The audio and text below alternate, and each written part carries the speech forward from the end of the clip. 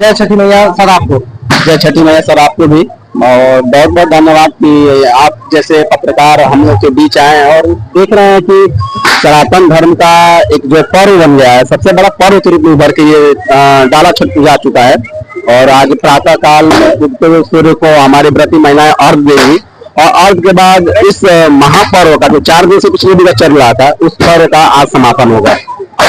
और हमारे सनातन धर्म हिंदू धर्म में बहुत सारे ऐसी परंपराएं और कथा कही गई है कि इस डाला छठ पूजा को जो भी व्रती महिला करती है उनको अपार सुख सुविधा समृद्धि और पुत्र प्राप्ति की कामना प्राप्त होती है। सर जो छठ पूजा है, यहाँ पर कितने ग्राम सभाओं का पूजा पाठ होता है, वो आपको जानकारी है? हाँ सर, यहाँ पे लगभग हमारे 5 ग्राम सभा के लोग व्रती महिलाएं आती हैं और बहुत सारा आप देख रहे हैं जन सलाब उमड़ता है।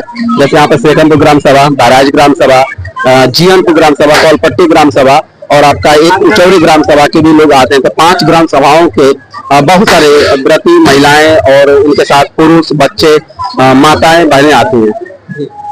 तो सर ये जो छठ पूजा है, एक पारंपरिक छठ पूजा है, तो इस पर आप क्या कहना चाहते हैं?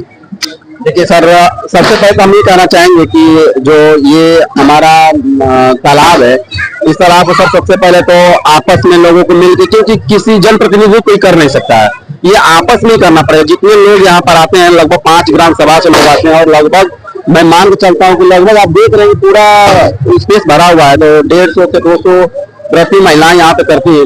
अगर हम लोग आपस में सब लोग मिल जाए तो इसको और सुंदर बना सकते हैं। जैसे देखिए तालाब में पानी नहीं था, लेकिन कुछ लोगों के सहयोग से, हमारे जो भी लोग सहयोग किए, कुछ बच्चों ने सहयोग किया, उनके सहयोग से तालाब में पानी भरा गया। लेकिन फिर भी कुछ लोगों को मैं कल देख रहा था कि सफाई कर रहे थे और सफाई करने के बाद जो भी कूड़ा निकलता पानी में डाल दे रहे थे। तो क्या मतलब हो, आप इतने आस्था से, इतने श्रद्धा भाव से आप आ रहे हैं पूजा करने के लिए, तो थोड़ा सा हम प्रयास करेंगे कि अगले साल अगर हो तो आपस में थोड़ा मिल के और इसके प्रति एक जागरूकता चलाया जाए कि भाई जो भी साफ करिए आप या तो उसको किनारे रख दीजिए या वहीं पे छोड़ दीजिए, उसको हम लोग ही उठा के फेंक दिया करेंगे।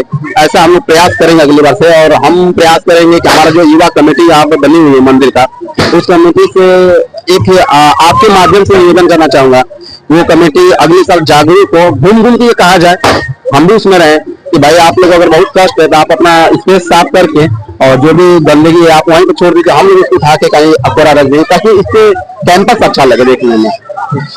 तो सर लमसम इस समय भीड़ कितनी होगी इस समय?